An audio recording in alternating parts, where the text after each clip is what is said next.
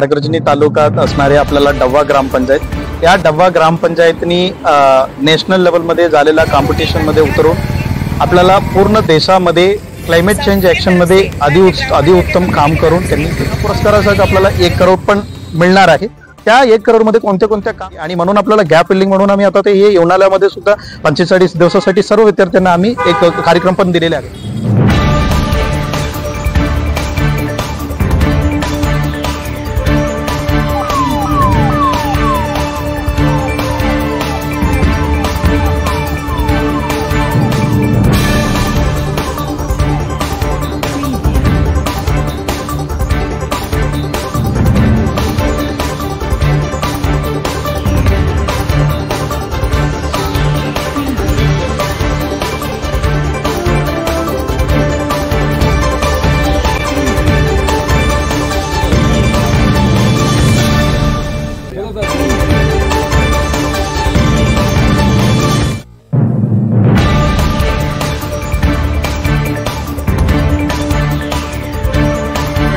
जिल्हा परिषदेचे शिवसाहेब मुख्य कार्यपालन अधिकारी आणि सरांनी डव्हा येथील स्मार्ट ग्रामपंचायत कार्यालय डव्हा येथे भेट दिलेली आहे।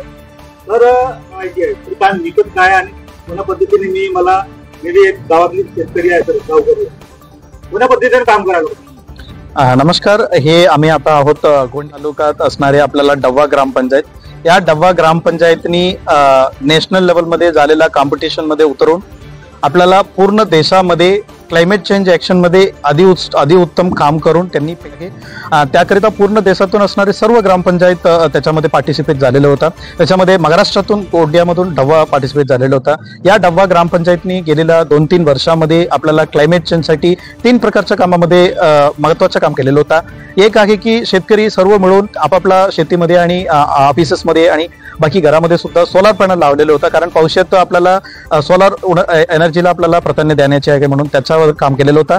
आणि दुसरं आहे की आपल्याला क्लायमेट चेंज वाढत चालले, त्याला थांबवायचे असेल त्याला एक संधी आहे की आपल्याला झाड लावणे, आणि याच्यामध्ये या ग्रामपंचायतीने आपल्याला 1 लाखच्या वरचं झाड लावून पूर्ण ग्रामपंचायत हाती या ग्रामपंचायतला 1 करोड जनतेमध्ये कोणतं काम करायला पाहिजे हे मी सांगून देतो। सो 1 लाखची त्यांनी झाड वर लावलेलं होतं आणि त्याच्यानंतर इकडे असणाऱ्या कचऱ्याला पण विल्हेवाट लावलेलं होतं। त्यानिमित्तानं आज पण आम्ही एक छोटा कार्यक्रम घेतला होता, पूर्ण महाराष्ट्रामध्ये सुद्धा ते चालू आहे की आपल्याला कंपोस्ट पीट भरणे, त्याकरिता इकडे पण गेलेलं होतं। त्याच्यामध्ये अगोदरपासून डव्वानी चांगलं काम करत आहे।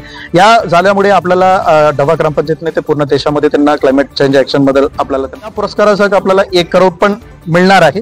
त्या 1 करोडमध्ये कोणत्या काम खर्च यायची आहे गव्हर्नमेंट ऑफ इंडिया कडूनच देणार आहे। त्याच्यामध्ये वेगवेगळ्या बेसिक बाबीच असणार, त्यांची पाण्याचा विषय असो किंवा स्वच्छताचा विषय असो किंवा बाकी लाईव्हलीहूडचा विषय असो, त्याच्यासाठी गाईडलाईन येणार। गाईडलाईन आल्यानंतरच आपल्याला कळणार हे आपल्याला खर्च करू शकतो। मुद्दा येत आहे आपल्या सर्व जिल्ह्यामध्ये गुणवत्ता वाढत आहे, परंतु ज्या स्पीडने वाढायला पाहिजे त्यासाठी आपलं काही प्लॅनिंग आहे काय? ते जिल्हा परिषद शाळा आपल्याला गरीब विद्यार्थ्यांची एक महत्त्वाचा शाळा असतो आणि त्याच्यामध्ये आपापल्या गाव पातळीवर असणारे सर्व गावखेड्यामध्ये मुलं येत असतात, पण आपल्याला बघायला मिळतो की थोडंसं क्वालिटीच्या विषयामध्ये समाधानकारक नाही असं वाटतो। आणि त्याच्यामध्ये बरेच कारण आहे, त्याची पालकापासून आणि एन्व्हायरमेंट पासून आणि विद्यार्थीच्या आणि त्याच्यानंतर आपल्या शाळाची गुणवत्ताची आणि टीचरच्या कार्यक्षमता हे सर्व बाबी आहे।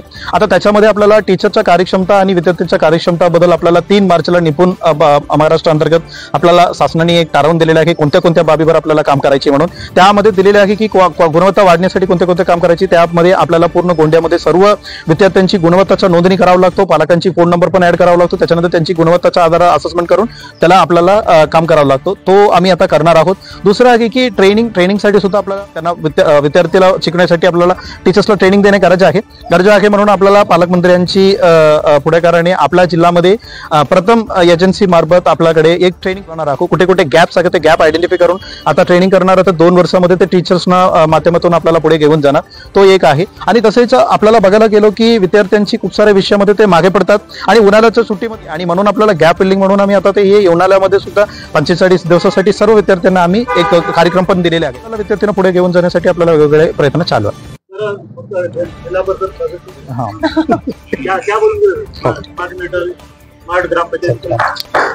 आज डव्हा ग्रामपंचायतमध्ये सन्माननीय आमच्या जिल्ह्याचे पालक पुरस्कार वितरण सोहळ्यानिमित्त ते तिथे आले आणि त्या संदर्भात बोलायचं झालं तर खरोखरच या ग्रामपंचायतनं अति महत्त्वाची भूमिका विशद करून देशात पहिल्या क्रमांकावर या गावाचं नाव आलं, त्याबद्दल जिल्हा परिषद सदस्य या नात्याने आणि गावच्या वतीनं मी सर्वप्रथम सरपंच महोदयाचं अभिनंदन करतोय.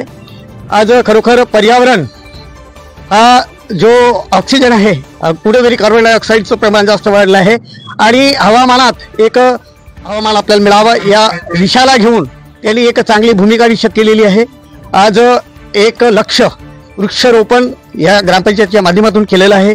सौर ऊर्जेच्या माध्यमातून बिजली बचाव या मोहिमेच्या अंतर्गत त्यांनी प्रत्येक घराला एक सौर ऊर्जेच्या माध्यमातून त्यांनी एक सेवा दिलेली आहे. अशा विविध प्रकारचे कंपोस्ट खताचे काम आहेत. बऱ्याचशा ठिकाणी वनीकरण केलं आहे आणि स्वच्छतेवर जास्त भर दिल्यामुळे खऱ्या अर्थानं जिल्हा परिषदच्या माध्यमातून आमचे CEO साहेब यांचं वेळोवेळी मार्गदर्शन आणि ग्रामपंचायतचे सर्व पदाधिकारी, गावकरी मंडळी, तसेच पंचायत समितीचे सदस्य, जिल्हा परिषदचे सदस्य आणि सर्वच्या सहकार्याने ह्या गावाला. माझे नाव योगेश्वरी चौधरी, मी डवा ग्रामपंचायतचे सरपंच. मनामध्येच सुरुवातीला एक कल्पना होती जेव्हा सरपंच म्हणला की आपल्याला काहीतरी आगळा वेगळा करायचा आहे आणि गावाचा विकास जर सर्वात महत्त्वाचा आहे पैसा हा जर असला तर आपण गावाचा विकास निश्चितच करू शकतो. त्यासाठी मी सर्वात स्पर्धेला जास्त महत्त्व दिला आणि स्पर्धा राबवताना मला बरेचशे अडचणी आलीत गावात, कारण की ह्याही गावासाठी ती नवीनच गोष्ट होती स्पर्धा. त्याचे जे निकष असतात त्या निकषानुसार काम करणे म्हणजे प्रत्येक लोकांना समजवणे, काही लोकांचे काही भावना जुळलेल्या असतात कोणत्या गोष्टी करताना, आणि आपण जेव्हा त्याचा काम करतो तर वैज्ञानिक दृष्टीने करत असतो आणि वैज्ञानिक आणि त्यांच्या भावनाशी हा जो जेव्हा ताळमेळ जुळवायचा जेव्हा वेळ येते त्यावेळी अनेक अडचणी आल्या. सुरुवातीला मला इथे जसा उत्सव आहेत, जसं गणेश उत्सव आहे, म्हणजे मूर्ती विसर्जनची जेव्हा वेळ आली त्यावेळी मला 90% म्हणजे त्याचा विरोध झाला आणि ते कालांतराने जेव्हा आपण लोकांना समजून सांगितलं, कुठेतरी आज अशी परिस्थिती झाली आहे की माझ्या गावामध्ये मूर्ती विसर्जन 100% कृत्रिम टाकीमध्येच होते आणि हळूहळू मला आता जवळजवळ 2.5 वर्ष झालेलं आहे.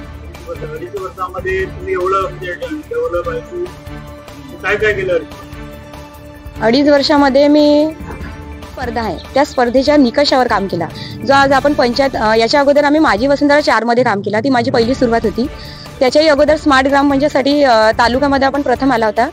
जिल्ह्यासाठी कुठेतरी एक जिद्द होती मनामध्ये, म्हणून आपण माझी वसुंधरामध्ये भाग घेतला आणि माझी वसुंधरा अभियान जे आहे ते अतिशय म्हणजे पर्यावरण संतुलन राखण्यासाठी योग्य आहे आणि वसुंधरा आपण अभियान राबवल्यामुळे आपण बाकीच्या स्पर्धेमध्ये उतरू शकलो. त्यामध्ये पंचतत्वावर आम्ही जे काम केला त्यामुळे आपण हा जो आजचा जो यश आहे त्याचा सगळा श्रेय मी त्या अभियानाला देईन सर्वात महत्त्वाचा. आणि मला आज जिथपर्यंत आपण आलो आहोत जिथे, तर तिथे सगळ्यात मोठा श्रेय माझे वरिष्ठ जितकेही आहेत, जसे जिल्हा परिषदचे कर्मचारी आहेत, पंचायत समितीचे आहेत, गावातले आहेत, सगळ्या लोकांनी मला मदत केलं आणि म्हणूनच मी हे सगळं शक्य झालं.